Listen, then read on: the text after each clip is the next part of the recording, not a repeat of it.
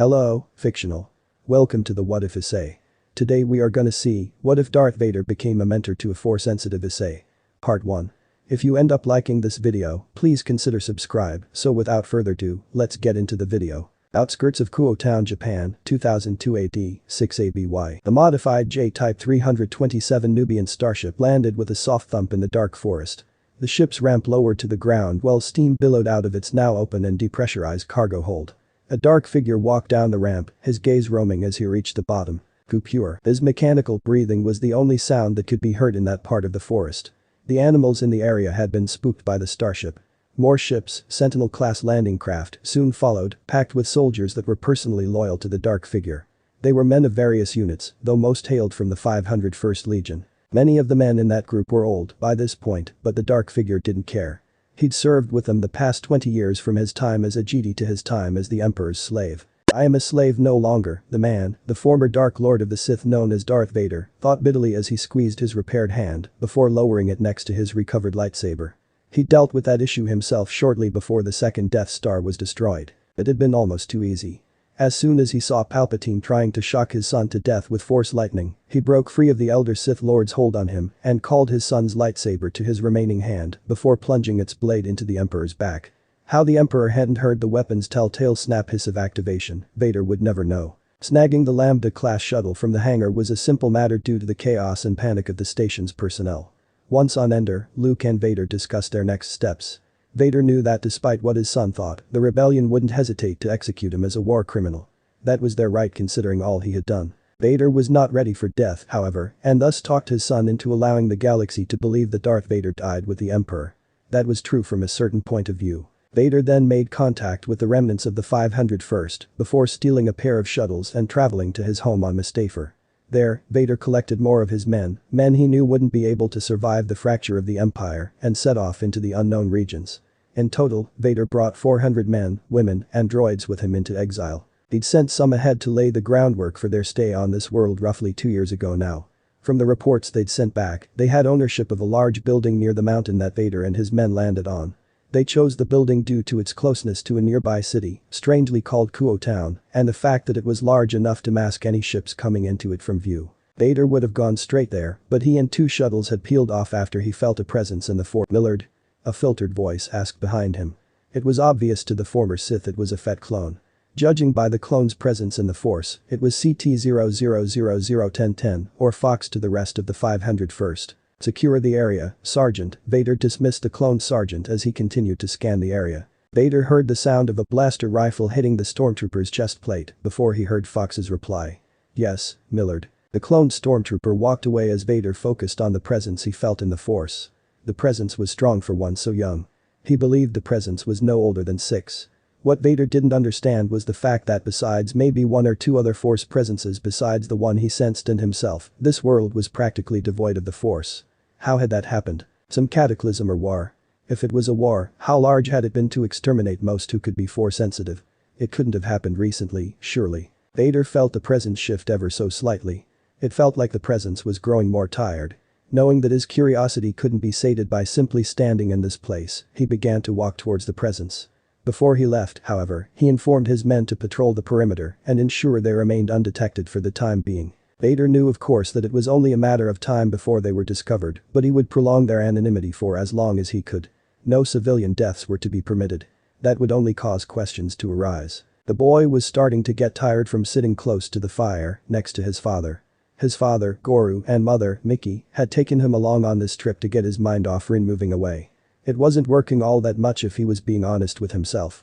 Camping wasn't really his thing. His grandparents were also doing their best to cheer him up, but it also wasn't working great. He still missed his friend. It also hadn't helped that every now and then he'd have these strange feelings that no one believed him about. The feelings started small at first.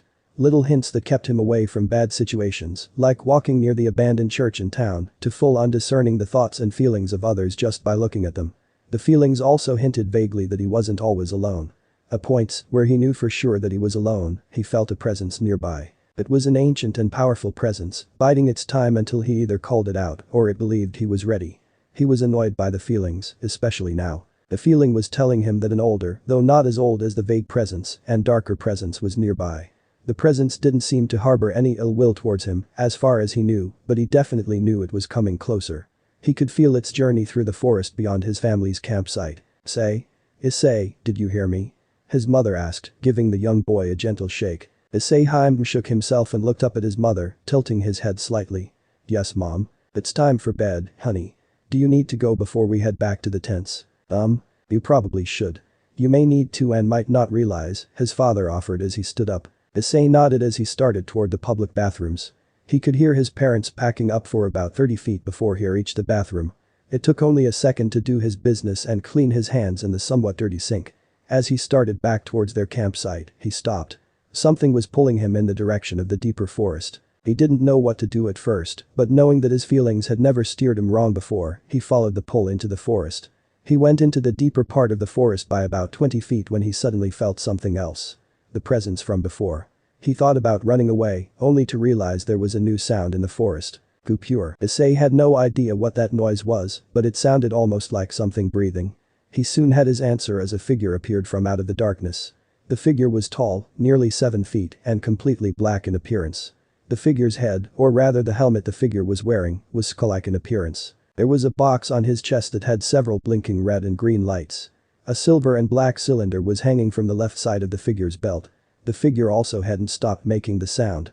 It led Issei to believe that the noise really was the figure breathing. After another few feet, the figure stopped, placing his hands on his belt as he looked around, searching for something.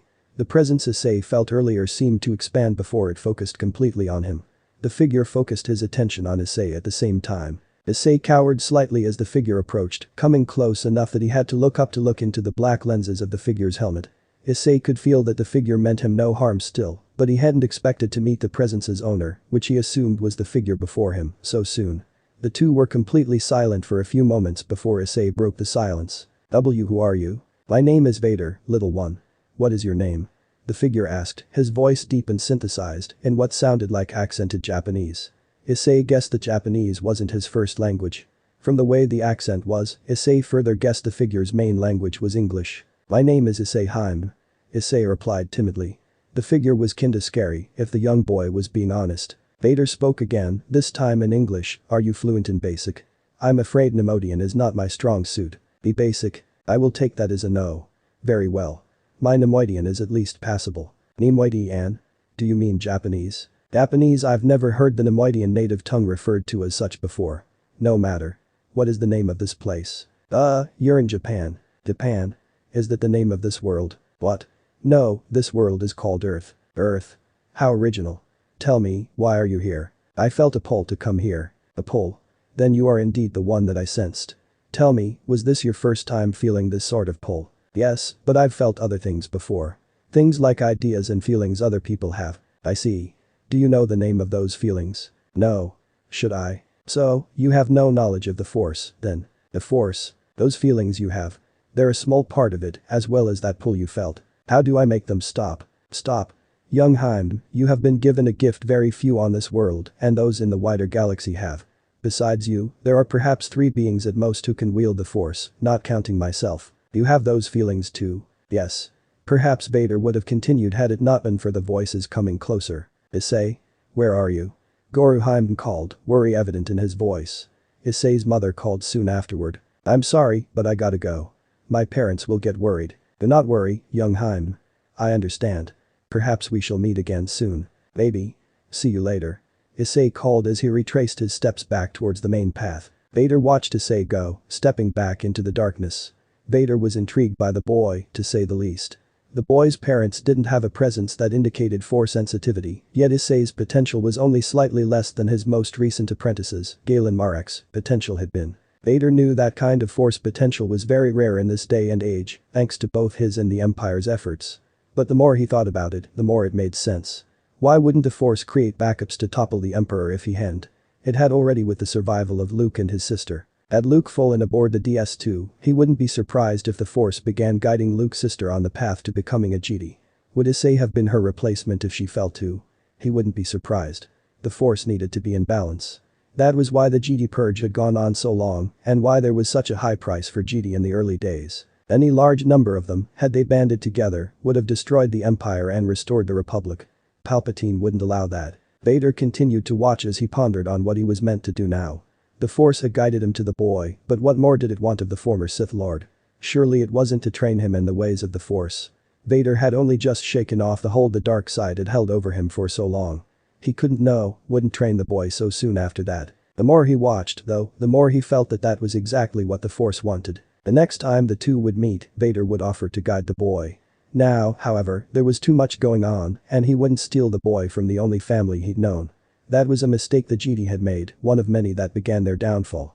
He would not make the same mistake on this world. He also knew that training the boy solely in the dark side was not an option. He would not help create the next Sith, but he also knew that too much training in the light side would hinder the boy as well. The idea that hit him next wasn't completely his own. Train the boy in both. Make him truly balanced in the Force and ready for whatever may come. Vader was no fool. There had been another reason as to why the Force had brought him to Issei. He couldn't see it, not clearly, but he felt that much was in store for Issei Hyōdō. With a nod to himself, Vader began his trek back to his men and ship. He knew they would meet again, soon, but it wouldn't hurt to keep tabs on the boy. Vader knew from experience that not everything should be left wholly to the Force, after all. Near Kuo Town, Japan, the hangar was alive as the men that Lord Vader had brought with him after the disaster at Endor busied themselves with making the area as presentable as possible. Hard to do when they'd only recently turned this area into a hangar. It had started its life as an abandoned building's backyard, after all. Admiral Firmus Pete looked on as the survivors of the Executor, stormtroopers of various units, mostly from the 501st Legion, and random engineers, droids, and what have you worked to complete the hangar. In total, they numbered close to 400 people. How they'd managed to sneak down to Earth had been a miracle, if one were to ask Firmus, as was the fact that he and 30 others had managed to escape the destruction of the Executor. He still didn't know how he'd managed to get off the bridge as the out-of-control A-wing hurtled towards the Executor's bridge. Perhaps he'd been closer to the door. He didn't fully know at the time, but he knew then and still now that it had been a very close thing. The ship's crash pushed his fleeing form and that of another officer into the elevator that connected the bridge to the rest of the ship. The elevator then dutifully took them both to the floor closest to the escape pods. Firmus carried the man who'd been with him, knocked out by the explosion, the rest of the way to pods. Others had seen him and made for the pods as well after the alarms began sounding. He managed to get the pod running and had it set to Endor. He knew for a fact that the battle was already lost when he glimpsed the Millennium Falcon and other rebel ships enter the DS-2's core. Setting the escape pod to head for Endor and away from the imminent destruction of the Emperor's second Death Star seemed the best option. From there, he and the other pods landed on the outskirts of the main battle.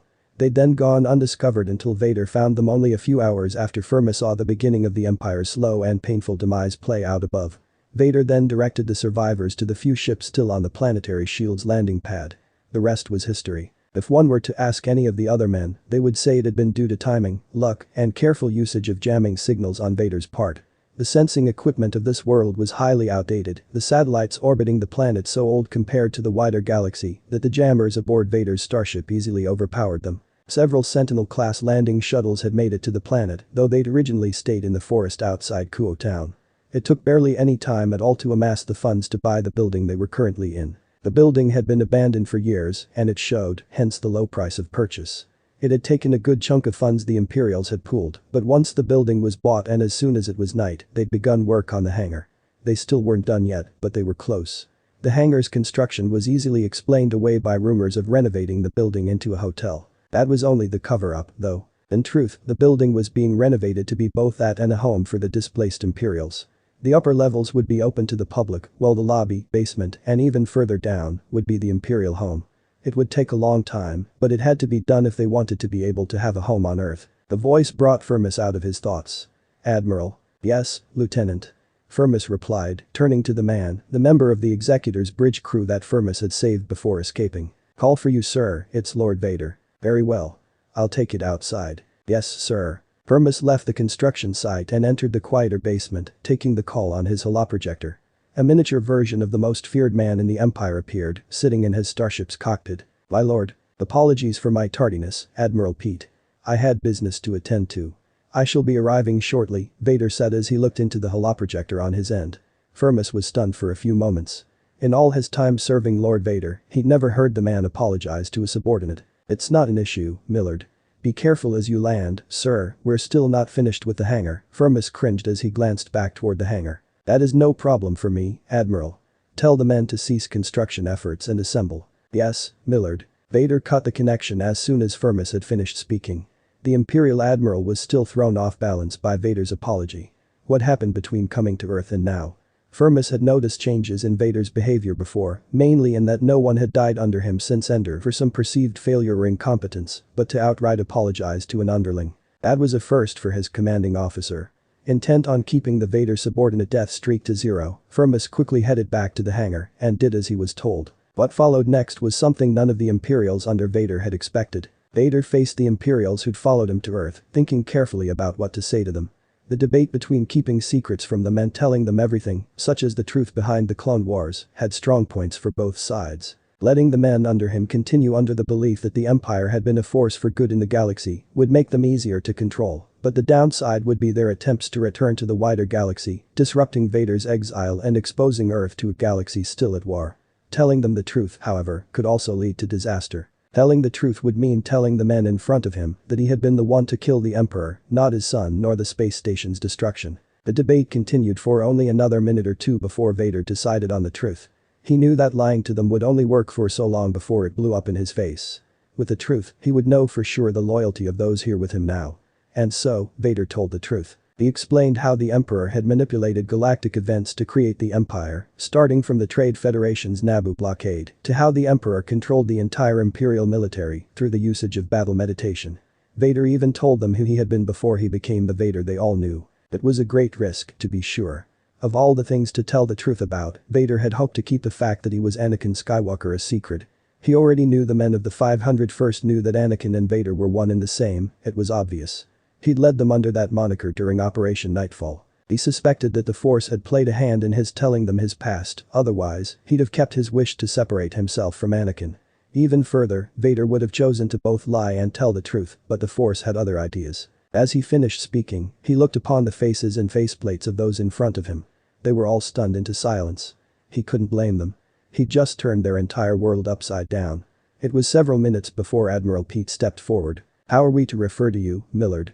Would you prefer us to refer to you as Lord Skywalker or continue to refer to you as Lord Vader?" Of all the questions Vader had been expecting, that hadn't been one of them. He expected outrage or elaboration as to how he knew what he did about the Emperor or how it was possible that he was Anakin Skywalker. Rumors had stated that Anakin had died defending younglings at the Jedi Temple during Nightfall. Lord Vader will suffice. I no longer have the right to go by the Skywalker name. Not after what I have done to the galaxy, Vader replied grimly, his head dipping slightly. Pete nodded before looking behind him, getting nods to an unspoken question. "Very well, Lord Vader. We are yours to command. We may have sworn loyalty to the Empire, but to us, you are all that remains of the Empire that we served, not the fools currently squabbling over the Empire's carcass." Vader waited for a few moments before he moved toward the assembled Imperials. He looked Pete squarely in the eye before offering his hand. Pete took it without a second thought. The two men shook, not as master and servant, but as friends. The former Sith Lord spoke as he ended the handshake. "I am honored that all of you feel the same. I will do my best to ensure that your loyalty to me is not misplaced. You are all dismissed for the evening. We shall continue our work to turn this place into our new home tomorrow. We have much to plan in the coming days." As Pete turned to leave, however, Vader stopped him while the other Imperials went away. "I have an order for you, Admiral." "Yes, Millard. I want you to begin tracking the movements of an Earth family." "Millard. Their son is strong with the Force, Admiral. I want to keep tabs on him. The Force has plans for him, though what those plans are, I am unsure." "Of course, Millard. Their name?" "Hyoudou. I'll get started on it immediately, Millard." "Good, and thank you, Admiral." "My pleasure, Millard," Pete replied as he began walking towards the hangar exit. Vader watched him go before he turned back to his ship. The former Sith walked back into the ship and began work on a gift for the boy when the time was right. 2 years later. Kuo Town, Japan, 2004 AD, 8 ABY. The Hyoudou home was silent and most of the residents were asleep. All but one, that is, as Issei Hyōdō, now 8 years old, didn't want to sleep. The reason for this was simple. Sleeping brought the dreams. Issei didn't know what else to call them, so dreams sufficed, but they felt more like snapshots of events to come. The one he'd had last night was still weighing on his mind. He was standing in front of the fountain at Kuo Park. The day was ending and he felt a keen sense of dread as the sun descended. Before him was a woman cloaked in shadows. A pair of wings stretched out behind her and he could see she was forming something in her hand. After a moment it became a strange spear that glowed red. She lunged forward with a weapon, intent on skewering him until he stretched his hand out and felt the air in front of him push outwards. The woman went flying backward, over the top of the fountain, until she used her wings to catch herself. He felt anger replace the arrogant coldness the woman had when she went to stab him. She then went to throw the spear at him, and he felt pain lance through his cheek.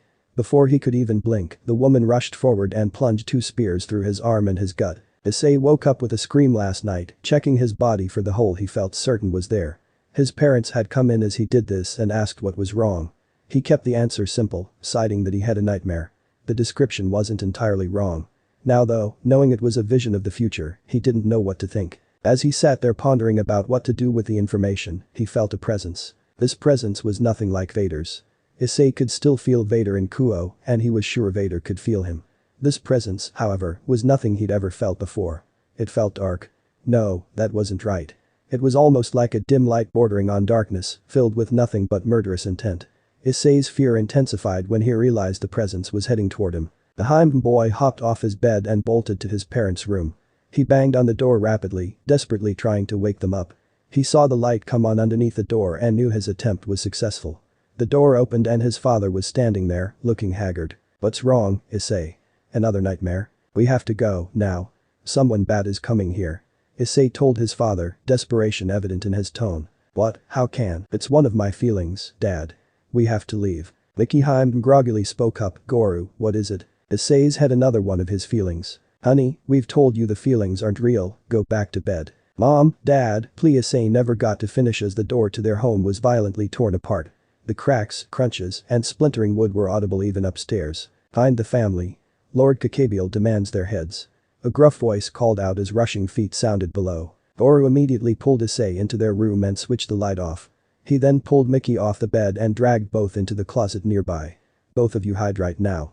I'll call the police." Issei's fear was at its peak as his father began fishing for his phone. Near Kuo Town, Japan, Vader's eyes snapped open from his meditation, feeling the boy's fear. A quick probe through the force revealed why. Issei's home was being invaded. Vader stood up quickly and ordered a speeder to be prepared for him immediately. He would not let a repeat of what happened to his mother happen to the boy. This time, he would be there to stop it. He moved as fast as his armor would let him, his cape billowing out behind him. He called his lightsaber to himself and clipped it to his belt as he moved down the ramp of his starship. The speeder was driven up by a scout trooper who hopped off as soon as he stopped next to Vader. The former Sith nodded in gratitude before speeding out of the completed hangar. In moments he was out in the open air and sailing towards the Hyoudou home. He'd had done well in tracking the family.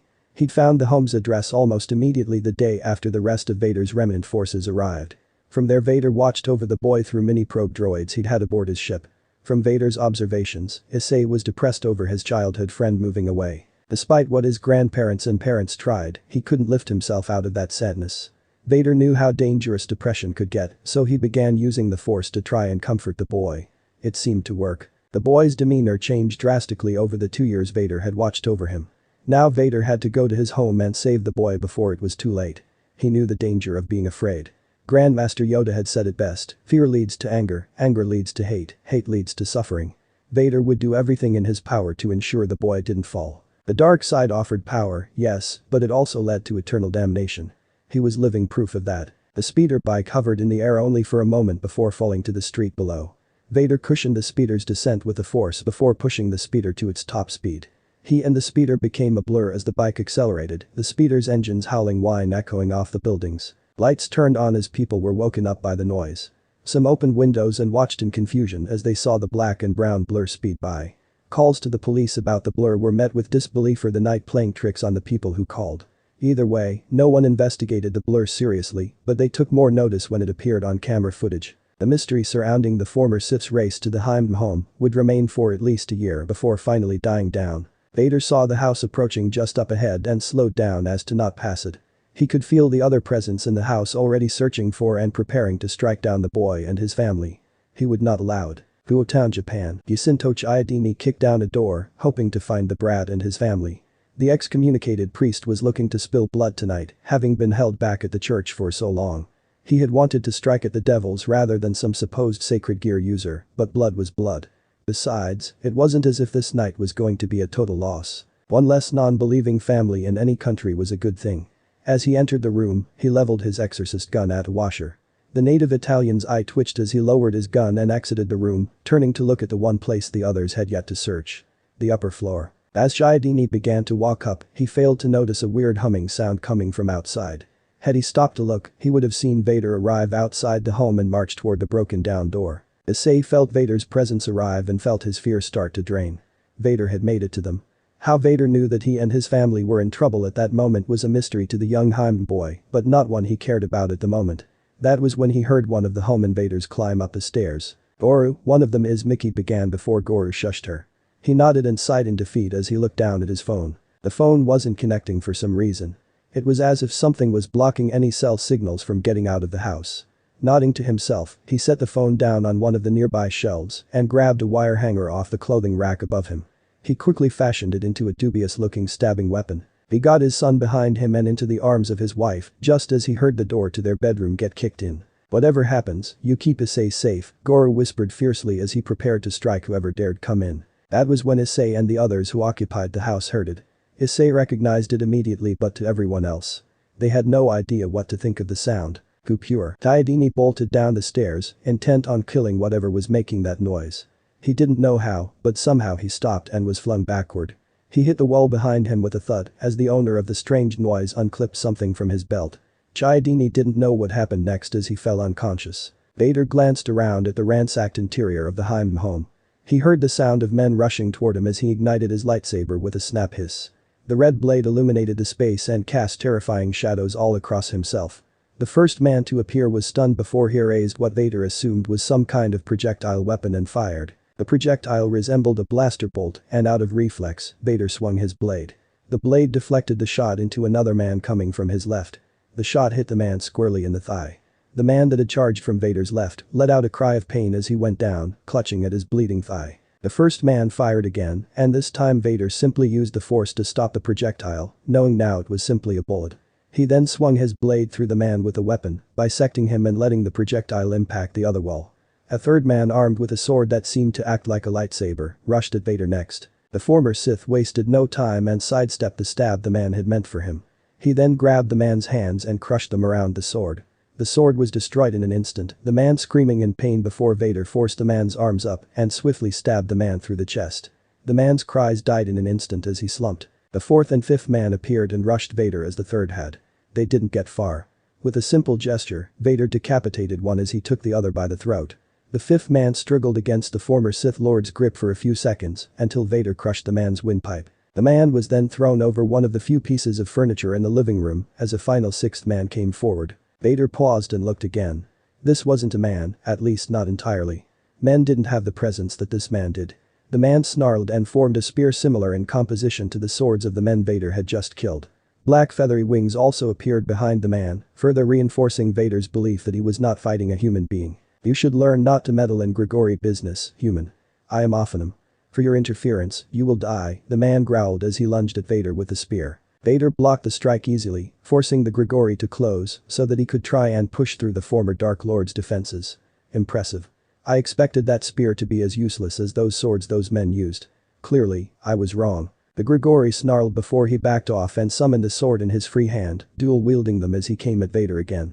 The former Sith easily deflected both away, seizing one of the Grigori's wrists as he did so. With a simple squeeze, the wrist was shattered, causing the Grigori to shout in pain and rage. "You'll pay for that, you bastard."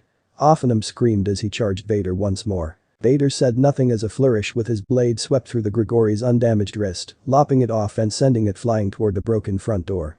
The Grigori fell to his knees, screaming in pain as he attempted to hold his wrist close to himself. What are you? You aren't a simple human, you can't be," the Grigori chattered madly, his eyes filled with fear at the prospect of being killed. Vader simply used the force to begin choking the Grigori, lifting Ophanum off the ground. "No, I am not a mere man. My name is Vader, and I am the last face you will ever see." The Grigori tried to throw off the invisible hand holding his throat as he looked into the lenses of Vader's helmet. The former Sith continued to choke the Grigori as he heard the sounds of someone coming to upstairs. He waited patiently for the man he'd casually pushed into a wall up there to come down and witnessed the fate of those who crossed the former Sith. Hyoudou stumbled down the steps, still disoriented from the probable concussion he'd gotten from hitting the wall, and into a bloodbath. He saw the other stray exorcist on the ground first, blood seeping through his vestment pants from a hole in his thigh. He continued forward intent on killing the one who injured a fellow excommunicated priest when he came upon a tall figure as black as night. The only light in the room came off the figure's light sword, but it was different from the ones he and the other stray exorcists used. This one was red, and it did horrifying things to the figure's visage. He then saw their fallen angel leader held aloft by nothing, both his hands damaged with one missing entirely. He was struggling in midair and seemed like he was being choked by something. That was when the figure turned his helmeted head and stared right into Chiodini's soul. The stray exorcist dropped his weapons and immediately crossed himself, praying that he wouldn't end up as the other exorcists did. You will take your wounded fellow and leave this place. Warn any who would dare come here that they will share in your comrade's fate. Is that clear? The figure ordered, cutting through Chiodini's prayers. Yes. It will be done as you said. Good. Now leave, before I change my mind. Chiodini nodded and he quickly scrambled to collect his fellow stray exorcist and escape. He never once looked back at the Heim house as he carried his wounded fellow back to the abandoned church. As soon as the man had left, Vader turned back to the Grigori. The former Sith doubted his warning would be listened to, considering the example he was currently choking. He contemplated letting his opponent go before dismissing the idea. Men like this rarely ever took defeat well. He would be back not only for the boy's head, but also Vader's. The former Sith wouldn't allow that. And so, without any more hesitation, Vader clenched his fist and snapped the Grigori's neck. Vader immediately began to move upstairs as the body dropped. He deactivated the blade as he walked upstairs, not wanting to frighten the boy with the weapon. He began searching for the boy's presence and followed it into a bedroom 6 feet to his right. He walked inside and gazed around the room. It was quaint, just as the rest of the house was. Picture frames lined some of the furniture inside. As he gazed around, he saw a single door. All of you may come out now. The ones who invaded your home have been dealt with. The door creaked open and a man with brown eyes and hair, wearing glasses and dressed in sleep clothes emerged. He was followed by a haggard-looking woman with hazel eyes and brown hair, and finally the boy. Issei looked relieved to see the former Sith and rushed forward. "Thank you, Mr. Vader," the boy said before his parents could say anything. Vader smiled underneath his helmet at the praise before he saw the boy's parents' shared look. The former Sith Lord nodded as he clipped his lightsaber back onto his belt before answering the boy in near-perfect Japanese. "I am pleased to see you are unharmed, young Heim. I assume these two are your parents." "Yes. I'm Goru, and this is Mickey. How do you know our son?" "We met 2 years ago, in the forest outside of town. You were camping together at the time. We talked for a short period before you came looking for him. That was why you went deep into the forest. You told us you saw an animal, Issei. Why would you lie to us?" Mickey asked her son, a hurt expression marring her face. "I didn't think you would believe me. Especially if I told you that he and I have the same feelings." "Wait, you mean?" "Yes, Mr. Heim. Your son's feelings are real, though there is more to them than simply being a feeling." "I don't understand. How is that possible?" "Your son holds within him a power that is directly tied to the very fabric of life itself. The Force. In point of fact, he is the only one that I have found here that has the potential to be an extremely powerful Force user. I assume, though, that you would like proof." "Yes, we would," Goru said firmly, gesturing with a piece of wire in the vague direction of Vader. Vader nodded as he held out a hand. "As you wish." One of the picture frames began floating off the nightstand and into Vader's open hand. It didn't enter his open palm and hung there for only a moment or two. He then gestured upward and the picture gently floated upwards. Vader then lowered his hand, but the picture didn't drop. Instead, it began to spin slowly before moving left. It stopped after a couple of feet and sedately went back to its original position on the nightstand. Vader raised an eyebrow behind the lenses of his helmet, though none of the Heim saw it. "Would you like a further demonstration, Mr. Heim?" I'm good," Goru squeaked as he dropped the wire, and his wife went over and held him tight. She looked into Vader's eyes as she chose her next words. "Our son can do that too. That and much more, Miss Heim. That is, of course, his decision, but that is a discussion for a later time. For now, though, I would suggest we all leave. It is clear that your home is no longer safe. My home is close by, should you wish to follow me. You can hide there for a few days and then return here. I would suggest moving away from this place once you return. I sent out a warning to whoever sent these men here, but I doubt it will be listened to. Can we please go with him? He saved us, it's the least we could do after what he's done for us," Issei pleaded, his eyes big and bright from the demonstration of Vader's abilities. "I don't see why not. Go get your stuff together," Goru said with a tired smile, Mickey sharing the same expression. "Yes." As Issei left the room, Vader approached the Heim husband and wife. Ensuring the child was out of earshot, he began to speak. "I want one of you to cover your son's eyes as we go downstairs. He is too young to see what is down there." "What do you mean? What did you do?" Mickey asked warily, looking frightened. "I had to kill most of the intruders. They did not die cleanly. My anger got the best of me. This is not the first time I've dealt with a home invasion, though in my case I dealt with my invaders long after the invasion. Please shield him from what I did down there." The parents nodded before Goro spoke again. "Of course and thank you. We wouldn't have survived if you hadn't arrived." Vader was silent as he backed up and Issei came back into the room, citing he was ready to go.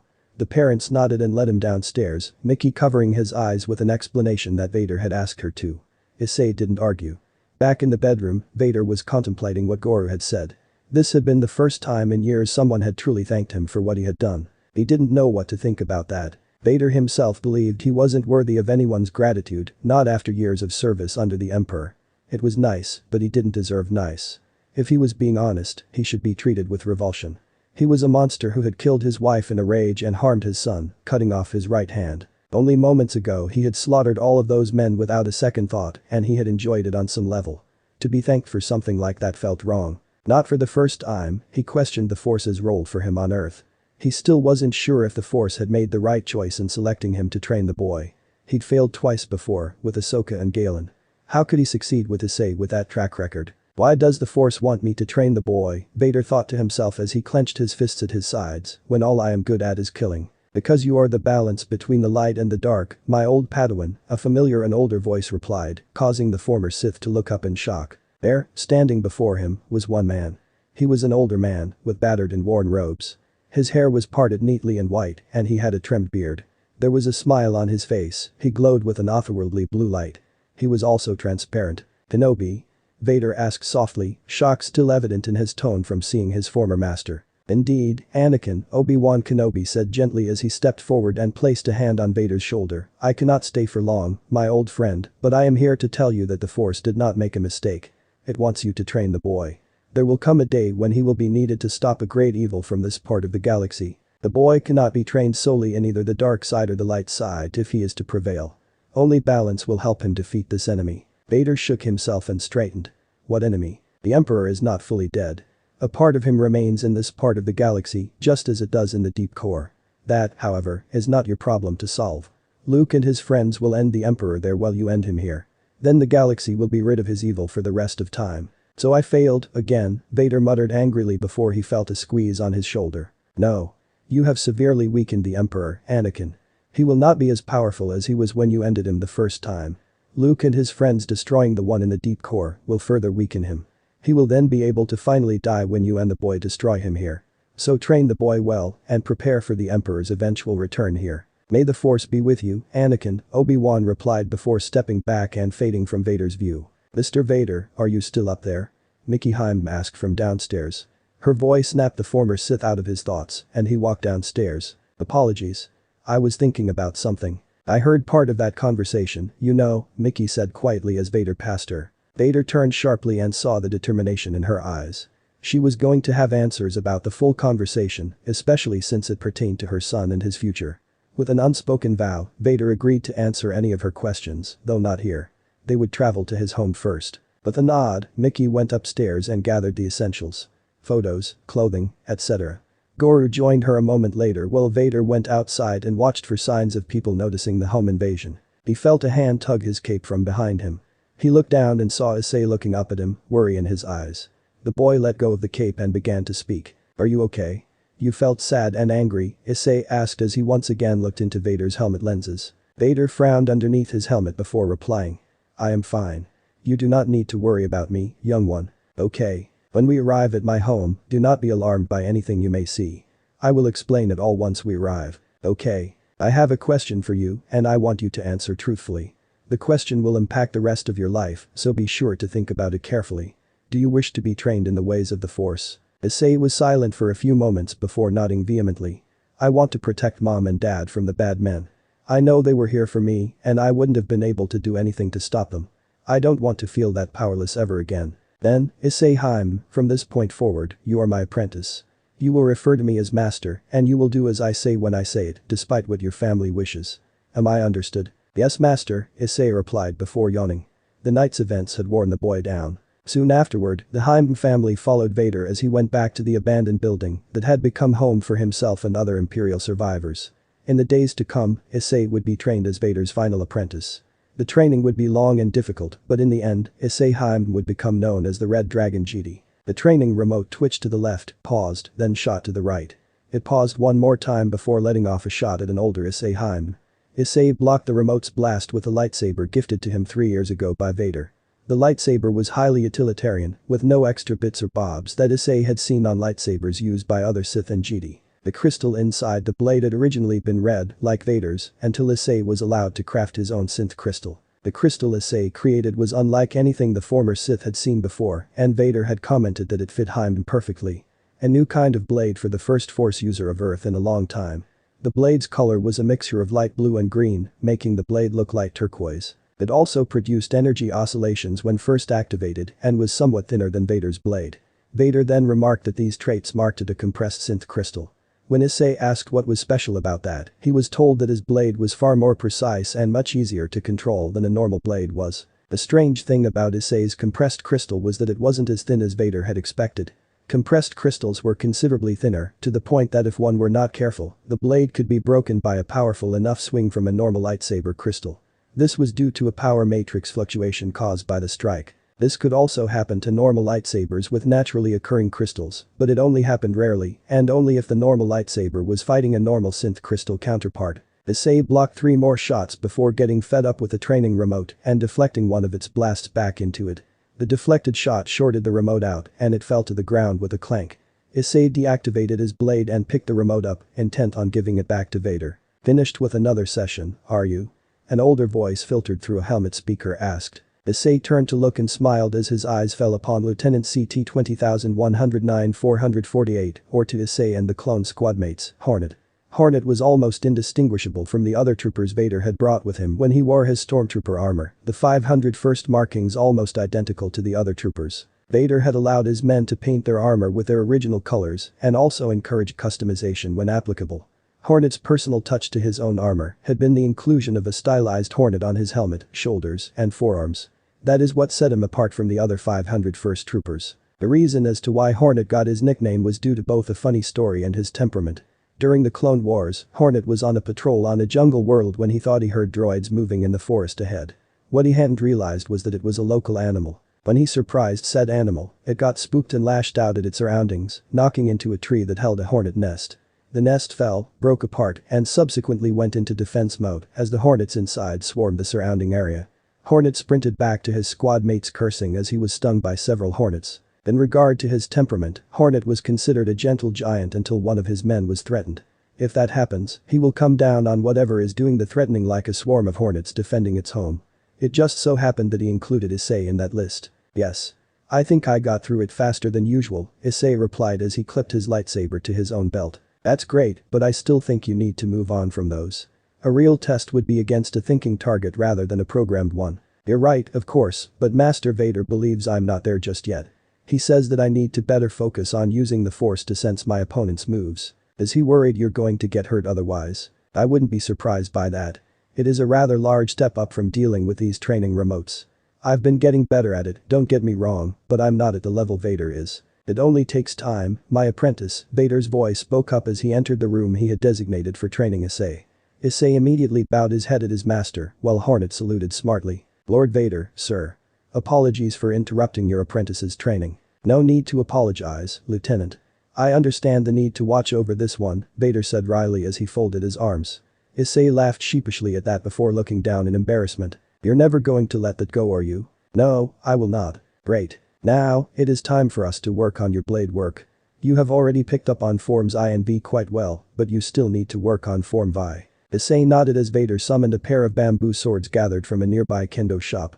The 2 Force users took their weapons and readied themselves for combat. Hornet stepped back to watch, knowing it was smarter to stand back when the 2 fought with the swords.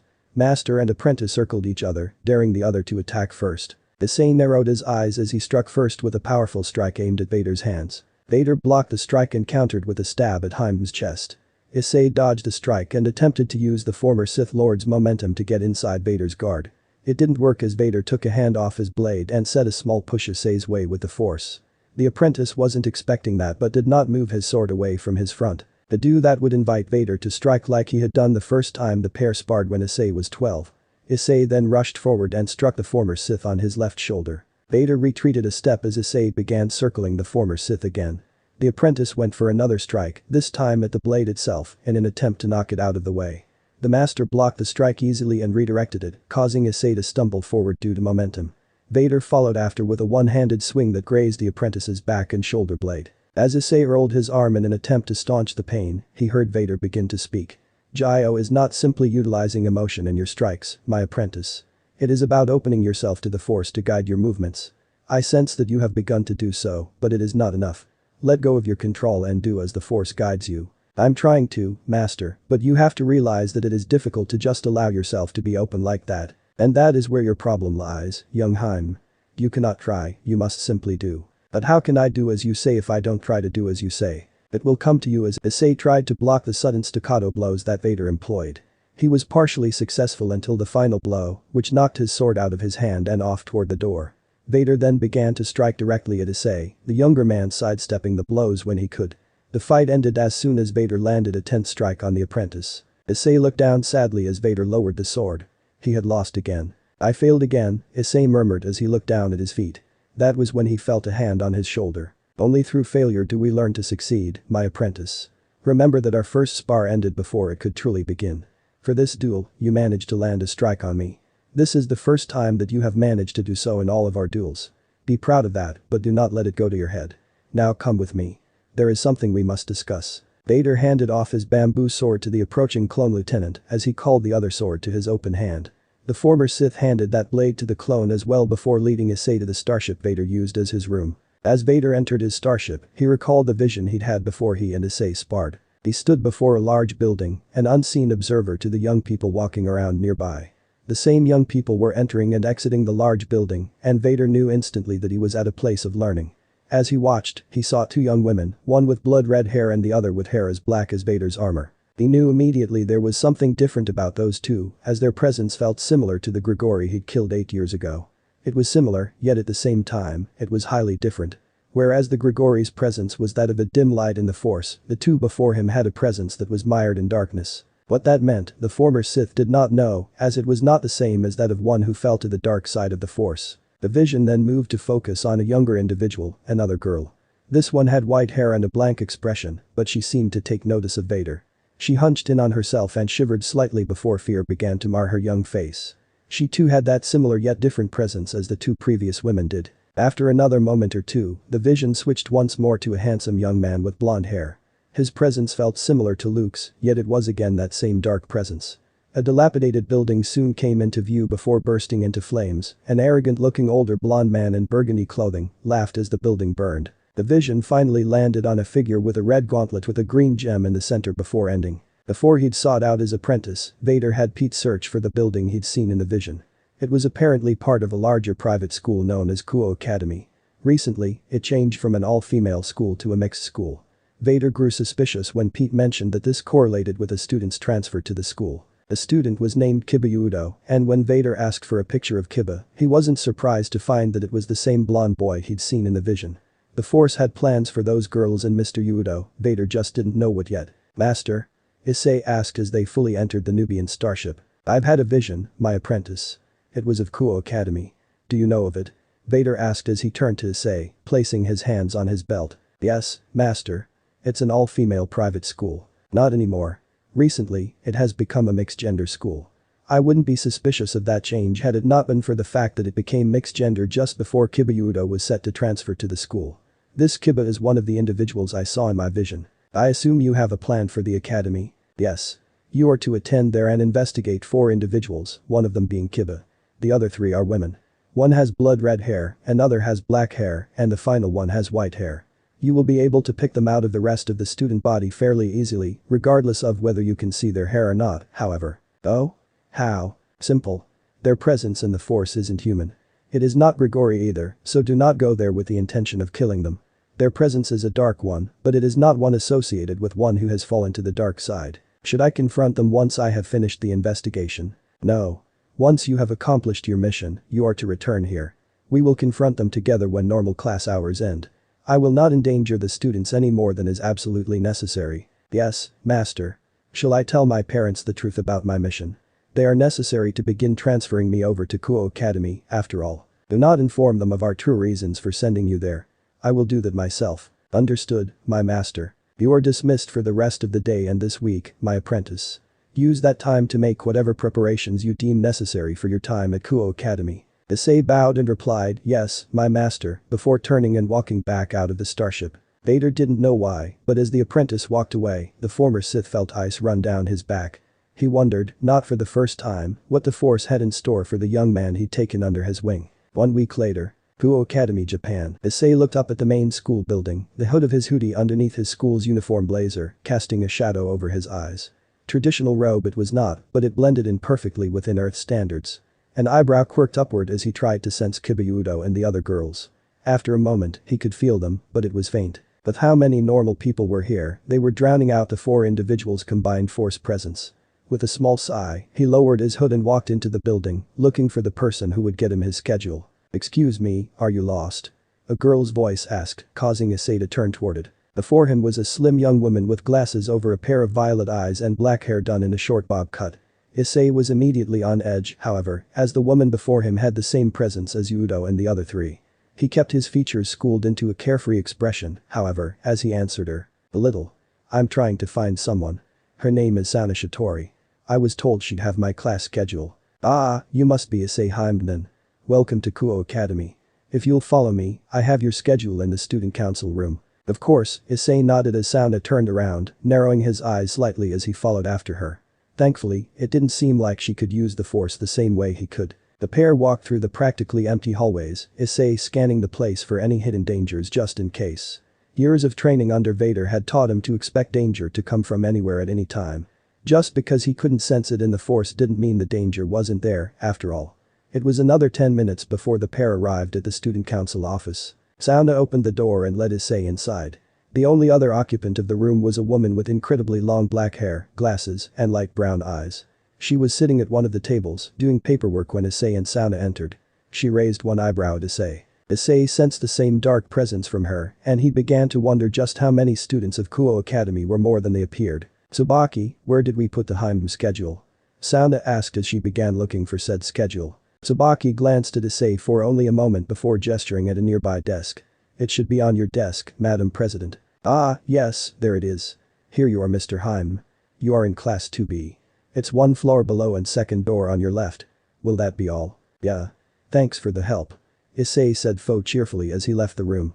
He began walking toward the stairs while looking down at the schedule when he felt another dark presence coming towards him from below. Issei kept a calm facade as he was passed by one of the 3 girls Vader had told him about.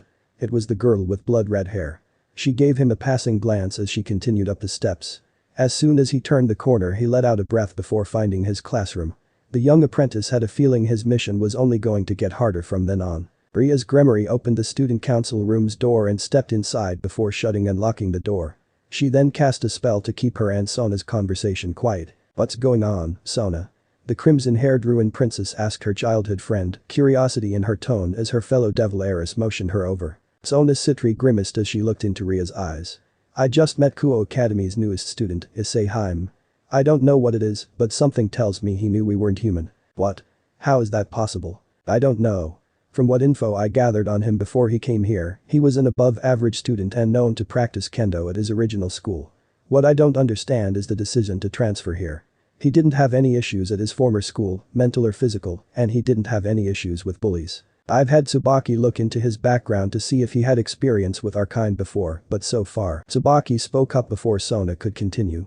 I think I may know why he suspects we aren't human. What is it? 8 years ago, his home was invaded by, quote, insane priests with guns and swords, end quote. What's worse is that a pile of black feathers was found at the scene, as well as several bodies. A home invasion by a fallen one? Why are we only hearing about this now? Riaz demanded incredulously. That such a detail was missed by those in the supernatural world was inconceivable. From the way it sounds, the police didn't know what to make of it and were busy dealing with the other bodies. They were slaughtered by one man, they believe. One man managed to kill a fallen and his squad of stray exorcists. I can understand the exorcists but a fallen as well. Not only that but the wounds on some of the bodies were made by something the police have never seen before. Take a look, Tsubaki said as she handed the police report she'd been reading, as Haim had gotten his schedule earlier. Both heiresses took a copy and skimmed through the bits Tsubaki mentioned already. They paused, however, at the description of the wounds of 2 of the priests. One was bisected while another was decapitated. The marks left by the weapon that had ended both men didn't make sense. No weapon they'd ever dealt with or heard of cauterized a wound immediately as it cut. Riaz nodded to herself before looking up at her fellow devils. So 8 years ago someone saved Hymn's life and he was never cleansed of his memory of the Fallen One. After that, he moved across Kuo Town so the Fallen wouldn't find him again. Makes perfect sense, the Fallen would have to go through Kuo Town all over again to find him. We'll need to keep an eye on him, though. I have a feeling we're part of the reason he was transferred here. You think he knows we're… No, I don't believe so, Tsubaki. I know for sure he doesn't believe we're human, but I get the feeling he also knows we're not fallen angels either. For now, we'll do as Riaz suggests. We will watch Hymn closely, Sona stated as she and Riaz handed the police reports back. The Citri Queen nodded as Riaz turned and left the room, contacting Kiba, Akeno and Kaneko as she did. Keep tabs on the new transfer. He might know we're not human and we can't afford the chance that he knows what we are. Issei found a quiet area near a shady tree close to a dilapidated building and began to speak into the personal comlink Vader had given him for the mission. It was a Sarasu Hush 98, one of the few Vader kept aboard his starship. It was the perfect size to be concealable in a pocket while his lightsaber remained tucked away in the inner pocket of his hoodie. He'd left the blazer open just enough to be able to call his lightsaber to his hand if need be. Master, come in, this is Issei. Do you read? Yes. What have you discovered, my apprentice? Vader asked in answer. There are more presences than you initially thought. In total, I sense 11 beings with that dark presence. What's more, 7 of them are members of the student council. I also learned the names of the 3 women you saw. Kaneko Taojo is the white-haired girl, Riaz Gremory is the red-haired one, and Akeno Himejima is the black-haired one. They can't sense me through the force. Good work, young Hym. Continue your investigation. Find out why there are so many of those beings there. Do not wait too long to contact me. Issei glanced around, making sure no one had seen him talk to Vader before ending the call with a yes master. He then pocketed the comlink and started to head back, unaware that one of his targets had been watching him that whole time. Kaneko Taojo watched the transfer student leave before hopping down from the tree she'd been hiding in. She scanned the tree he'd been hiding under and finding nothing, had assumed the person he was communicating with had used a communication spell. She racked her memory trying to discern if she'd ever heard the speaker before. Humming up empty, she resolved to let her king know that the transfer was in contact with someone outside the school. She shook herself as she thought about the speaker. The speaker was nothing but negative emotions. It had nearly made her emotional sensing abilities go into overdrive being that close to the figure, despite the fact it was merely his voice. She had no doubt it was a male speaker, despite the mechanical and synthesized nature of the voice. The deep tone also helped her figure that out. She shivered one more time as she thought about the constant mechanical breathing she could hear from the communication spell, before heading back towards the school building to report her findings. Issei continued his path toward the school before hearing whispers coming from nearby. Suspicious of the noise, the apprentice went to investigate. His eyes narrowed when he came upon the source of the noise. And what exactly do you think you two are doing? Issei asked a pair of male students darkly, folding his arms like his master, his face growing stormy. Dude, shut the fuck up, will ya? We're trying to enjoy the show. One of the boys, his head shaved, whisper yelled at the apprentice before letting off a giggle. Issei then used a force to throw a stick at the building the pair were looking into. A muffled female voice asked what the noise was and the pair looked horrified. Before they could even run, however, Issei struck. He used the force to freeze the pair in place before walking over to them and shoving both against the building's back wall. While the other boy, a brown-haired young man with glasses, asked as he found himself pinned against the wall. The one with the shaved head tried struggling against Hym's grip but to no avail as Issei growled, "You aren't going anywhere. Who are you?" A female voice asked from behind Issei, causing him to look back for a second. New transfer. Name's Issei Hym. Caught these two acting suspiciously near this part of the wall. A little help keeping them here would be appreciated. The pink-haired girl he'd been speaking to nodded. Tansho, Iwa, hold the perverted duo down while I talk with the transfer student. 2 girls came forward, dressed in kendo robes and holding bamboo swords in their offhands. Issei nodded in thanks as he fully turned to the pink-haired girl and the rest of the women who had been in the building. The girl was shorter than he expected. I'm Kadasashima, captain of the girls' kendo club, the pink-haired girl began before gesturing to a taller, severe-faced girl with brown hair and a twin-tail style and holding another bamboo sword, and this is Murayama Kafayu, my vice-captain. Care to tell me why you were walking over here? Of course. I was familiarizing myself with the campus. I only just got here today. I was walking back to the main part of campus when I heard these two giggling like kids who stole from a cookie jar. I walked over and found them bent over down there. It seemed like they were looking at something through there and I'm assuming it was all of you? Yes, this is our changing room. Gonna need proof that you did what you said you did though, Murayama pointed out dryly, to which Issei couldn't help but agree. Fair enough. Observe my clothing. Notice anything different between me and those two. And if that's not enough, I have a printout map of the school that can further prove my story. The Kendo Club members looked him up and down first before glancing at the perverted duo. Caddis, looking somewhat more convinced than Muramaya, motioned for the map that Issei had. The apprentice handed the map over to the Kendo Club captain without hesitation. Caddis scanned it quickly before nodding and handing the map back. Their story checks out. Thanks for catching these two. They've been the bane of our existence for the past few weeks. You can run along now while we deliver divine punishment upon them. Issei quirked an eyebrow as he stepped aside, letting the women unleash their justified fury on the two perverts. Seriously, who in their right mind peeps on women with access to bamboo swords? Issei knew from experience how much they stung when he and Vader sparred. With a small smirk and a shake of his head, he walked away as the women began their assault. After catching the two perverts, the rest of Haime's first day went by quickly. As he left the school, he was watched by both Akeno and Tsubaki from the second floor. They easily picked him out of the crowd due to his hood. The two queens were unsure what to make of the young man, not expecting him to do anything regarding the infamous perverted duo of Mitsuda and Motohama. They'd heard the gossip about his encounter with the two outside the GKC changing hall, and now they were unsure what to believe. From the report Kaneko had given earlier, it was clear that he wasn't alone. Another person was aware of the supernatural, and that could only lead to problems. That meant they needed to deal with him before he made another report to his master. The problem was there wasn't a need to kill him or his boss. That was a last-ditch maneuver, one the Fallen employed often despite that. However, judging from the rumors, he was able to keep both pinned to the changing hall's wall long enough for the GKC to come outside. That had to mean he wasn't simply human. Comparing Issei to Mitsuda, one would think Mitsuda would be able to beat the hell out of the transfer student. That hadn't been the case, otherwise, the perverted duo would have escaped their punishment as they usually did. There was some kind of supernatural aspect about him. They just didn't know what it was. This then made the kings of both peerages double down on finding out just who Issei Hyōdō was. Tiba had talked with the GKC girls after one of their sessions to find out what they knew, while some of the pawns from Citri's peerage kept an eye on the transfer from afar. Ugh, I just don't get it. How could he have gotten in here without us getting a hint as to what he is? Akeno grumbled quietly to her fellow queen as Hyōdō made it out the front door. Tsubaki thought quietly for a moment before speaking up. Maybe we're coming at this from the wrong angle. Maybe he isn't a different race, but a sacred gear user. Wouldn't we have detected an activation though? Not if it happened 8 years ago. It's possible that slipped under the radar too, just like the home invasion itself. Bastards. Agreed. To invade one's home, well, I don't need to explain it. Not to you. No, you don't. Is Kaneko going to keep watching him while he goes home? Indeed. We have more pressing matters tonight. A stray devil was spotted nearby. Do you think you can all handle it with your work out for the night? I believe so. Stray devils are rather easy to deal with. You're not wrong. I'll see you tomorrow then, Akeno. Good night Tsubaki, the Thunder Priestess replied as Tsubaki left. The fallen angel turned devil turned back towards the front door. She sympathized with Hyōdō, being a survivor of a home invasion herself. She was thankful, however, that someone had come to the rescue for him and his family, unlike her father. With a sigh, she turned away and walked to the Occult Research Club building. It seemed like tonight was going to be a long one. Near Kuo Town, Japan, the F-6612, originally ST-6612, stood guard within one of the abandoned office bases of the other Imperials, and Vader's home.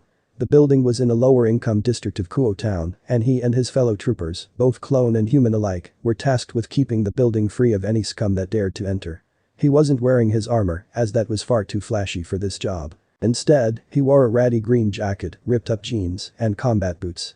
The clothes had been bought from a nearby store by the Imperials that held jobs outside their home and subsequently stressed to give off the squatter look. The Z-11 lay on a nearby desk overgrown with vegetation. Beside it, a personal auto turret and a pair of flares lay discarded, as well as a set of electro-binocs.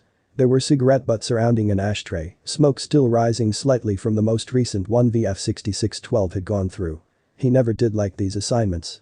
They always put him on edge. The F-6612 had been a scout trooper from the 1st Legion, basically an offshoot of the 501st meant for humans. They usually got assigned to the same missions, seeing action from the Kaminan Uprising to Ender. He himself had only been recently added to the 1st, being a replacement for an older trooper who'd lost an arm and a leg at Hoth. Miraculously, depending on who one asked, the F-6612 had never fired his rifle. It always seemed as if he arrived too late or left too early when the action began. It irritated him to no end. He was an elite soldier, a scout trooper for Empire's sake. How in the nine hells was it possible that he had never managed to fire his weapon at the enemy in all that time? He at least did part of his job, being an excellent scout and spotter for fellow scout troopers. Still, the fact he had never once fired his rifle outside of a firing range annoyed him to no end. The F-66-12 huffed before grabbing the electro-binocs and watching the road for Vader's apprentice. The boy usually arrived here on a bike and came down the middle of the street. Not all that smart from a tactical standpoint, but that was neither here nor there on this world. Countries like Japan, England, France, etc. didn't have to worry about street firefights like so many of the scout troopers' comrades had back in the home galaxy. As if by magic, as soon as the scout trooper put the electro-binocs to his eyes, he spotted the apprentice approaching. Command, this is VF-66-12 at post number 1138. The Heim boy is on his way in, over, the scout trooper said into a comlink he'd pulled from his pocket. The gruff voice with an Onderonian accent answered back. Understood. Lord Vader has extra orders for you, VF-66-12, over. Send it, over. Lord Vader believes the boy is being followed. Force business. Scan the area around the boy and see if you can spot anything, over. Brog, wait one, over, the scout trooper replied as he began studying the other buildings for any signs of subtle pursuit. At first glance, the F-66-12 saw nothing. The street was quiet aside from the boy's bicycle. He saw no lights or movement to indicate anything was amiss. Shrugging, the scout trooper keyed his comm again. That is a negative for any signs of pursuit, over. Understood. Opening the door for the kid now. Resume overwatch, over. Great, the F-66-12 thought as he replied, Wilco, out. As the Heim boy entered their home, the F-66-12 thought he saw something. It was a flash of white near one of the buildings leading into Kuo town proper. A figure appeared with what looked like a chocolate bar, watching the Heim boy enter the building. The scout trooper froze before he reached for his comlink, accidentally looking directly into the figure's eyes. He realized it was a small young girl with white hair. As he watched, he saw her stiffen and her face go pale despite the green coloration of the electro-binocs vision. Just as his hand went to activate the comlink, the girl's eyes flashed red, erasing the scout trooper's memory of ever seeing her. The F-66-12 blinked as he looked at empty space. He had no idea why he's studying that part of his watch section so closely. Shrugging again, he powered off the electro-binocs and went back to keeping an eye out for any trespassers, none the wiser that he'd had his mind wiped by a devil. Vader sat alone, meditating, when he felt his apprentice approach. The former Sith opened his eyes and stood up before lowering the ship's ramp. Young Heim bowed his head in greeting to his master before coming inside the ship. I believe the beings from Kuo are onto me, master. Somehow they know I've been sent to watch them. They had their subordinates watching me for most of the day after I met with the student council president and vice president. Vader nodded as he raised the ramp before motioning for Heim to sit with him. Indeed. You would not be followed by one of them had they not known this to be the case. What I find intriguing, however, is that despite all the chances to kill you on your way back here, they never took it. There must be more at play than I originally thought. I was followed. Should we start moving everyone to one of the backup locations? No. I believe your follower was mainly looking for where I was. I felt her searching for signs of life using something similar to the sensing abilities that the Force gifts us. So she most likely knows how many of us there are. Issei asked, not even questioning how Vader knew the gender of his follower. If he had to guess, though, it was the subtle difference between male and female presences in the Force. Issei wasn't quite there with his sensing abilities yet. Vader, on the other hand, had years of experience with it. Not quite. It seems the moment she sensed my presence, she panicked and ran. I felt her fear just before her panic. Something about my presence in the Force frightened her. Could it be due to your past? No, Vader said emphatically, his voice gaining a slight edge. Vader had told the boy the basics of his past, but refused to delve deeper into said past. He would not tell his apprentice just how much of a monster he'd been, hoping to keep the boy from possibly wanting to follow in the footsteps of the man Vader had been during the Emperor's original reign. He couldn't fault the boy's curiousness, though. He'd been like that as well when he was Heim's age, and given time, when Issei was perhaps older and much wiser, the former Sith would fully tell his story. Then maybe it's the emotions that surround you? Issei pondered, a hand to his chin. Perhaps, but let us put that aside for now. It is time to practice your meditations. Yes, master. Any particular focus today? Vader glanced at Heim for only a moment before answering, closing his eyes under his helmet. No. The stray devil was dealt with quickly before Kaneko appeared, fear etched into her paler than normal features. Rhea saw the fear and recognized it quickly. It was Kaneko's fear of her heritage, but why was it affecting her now? President, I followed the Heim boy as you ask. I found where his master lives I think, but other than that I can't tell you anything else. The emotions that I felt from there I just couldn't stay, Kaneko explained quickly as she approached her king. Rias hugged her Nekomata close as she glanced at Kiba and Akeno. The two were shocked, to say the least. For one singular person to have that amount of negative emotion surrounding them, it was unthinkable. What could have possibly happened to the person in question? Rias hesitated before she spoke, not wanting to sound callous. Kaneko, is there anything else? Something that could help us pick out the one who did this to you? Yes. The Hyoudou boy's master, he's been hurt badly in the past. I realized this after I reported to you earlier, but the man's breathing was mechanical in nature. I don't think he can breathe normally. That kind of breathing, it belongs to burn victims on life support. Maybe his master was burned by a member of the supernatural. It would explain his knowledge of us. Experience, Kiba supplied as he sheathed his sword. Akeno shook her head, recalling the police report from the Hyoudou home invasion, as she spoke up. That doesn't explain who saved Hyoudou from the fallen all those years ago, unless his master and the one who saved Hyoudou are one and the same. Rias finished as she raised an eyebrow and let go of Kaneko. The Grimoire Rook seemed a little better, but Rias was sure she'd need to do more to help the girl. Kiba looked down in thought, his next words raising more questions. That seems to make the most sense. I still don't get how a burn victim on life support would be able to kill 4 men and a fallen one without being further hurt himself. Even if he was a supernatural being himself, those wounds would take up the brunt of his focus. Yes. I'm beginning to see a pattern regarding Issei Hyōdō. The more we investigate, the more mysteries we find. Akeno, has Sona found out if Hyōdō activated a sacred gear? No, President. She hasn't gotten the results of the sacred gear test back for Hyōdō. Then I don't see what else we can do other than monitor the young man. I'll have my familiar get on that. She can watch Hyōdō far better than we can, what with school and all, Rias replied as she stretched before leading her peerage out of the rundown factory they'd found the stray devil in. Day 2 of Issei's mission. As Issei walked toward Kuo Academy, he felt a familiar presence ahead of himself. His eyes narrowed slightly as after a few steps a girl in his old school's uniform stood in front of him, feigned nervousness in her body language. He'd never seen the girl before him once at his old school. Judging from the girl's presence in the force, he knew why that was the case. The girl was a Grigori, though her disguise, which he would grudgingly admit would have fooled anyone who couldn't sense the difference between normal humans and the other beings, was flawless. He raised an eyebrow as the girl approached him. Dear Issei Hyōdō, right. My name is Yuma Mono. I used to see you outside of class a lot, and will you please go out with me? The girl, Yuma, said as convincingly as she could. Have to admit, she's good at this, he thought as he said aloud, isn't this a little sudden? I barely know you. Perhaps we could get to know each other first. That's fair. Maybe after school today we could meet at the Kuo Park fountain. Outside, Issei gave a thoughtful look, but inside, the apprentice was reeling. The vision he'd had all those years ago just before the Grigori attack came flooding back into his memory. He considered, for a moment, using the force to kill his would-be assassin right here and now. Using the force to snap the girl's neck would be so simple. It would be so easy. That was the main issue, though. Killing the girl without a second thought was a dangerous path to take. It was highly likely that killing her like that would start his descent down the path of the dark side, and he was not willing to follow that path.